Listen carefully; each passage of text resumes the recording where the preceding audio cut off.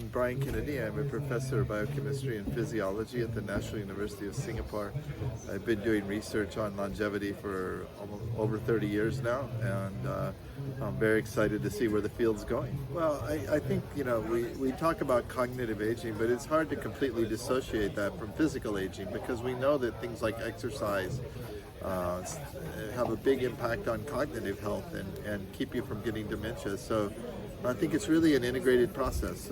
Certainly, there are a lot of interventions now that are being tested for aging, some of which probably have a bigger effect on cognitive. It's easy to talk about cognitive aging, but it's part of a bigger process. Me, I'm really focused on exercise. I think some combination of cardiovascular exercise with resistance training is generally very good for most people, and if you can find a sustainable strategy to get more movement and exercise in your life, you're going to benefit from that.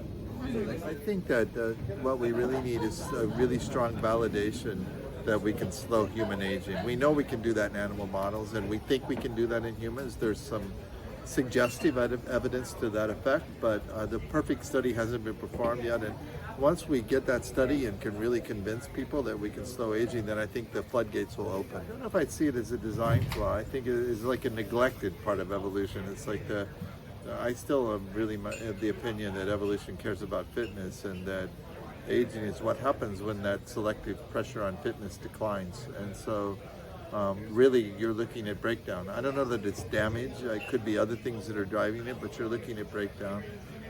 And you're trying to preserve the function of something. And I think that we're getting better at doing that. A lot of the interventions kind of preserve that function. An interesting question, though, could we stop the whole process, or could we reverse the process? And I think there's no sound evidence of that yet, but I wouldn't rule out the possibility. You mentioned social connectivity. There's clear evidence that people that maintain their social connections later in life benefit tremendously, and that's linked to longer lifespan and health span, and better cognitive function. So I think that we can't discount that. But I also think there's another component of it that we don't talk about as much, is that the people I talk to that are older that say,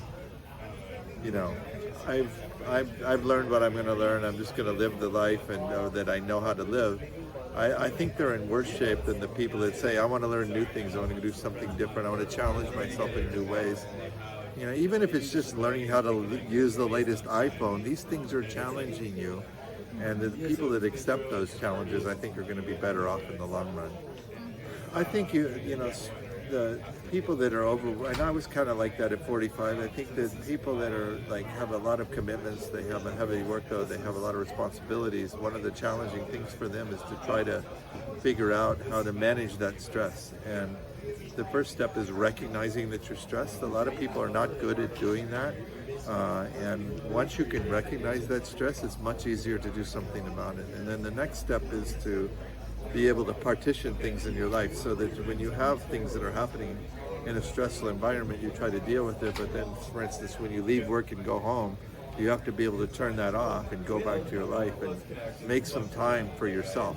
And I think if you don't carve out that time, whether it's to get exercise or whether it's to just turn your mind off and do mindfulness, or whether it's to just enjoy your life, if you don't set time for that, then you're going to pay the price for it.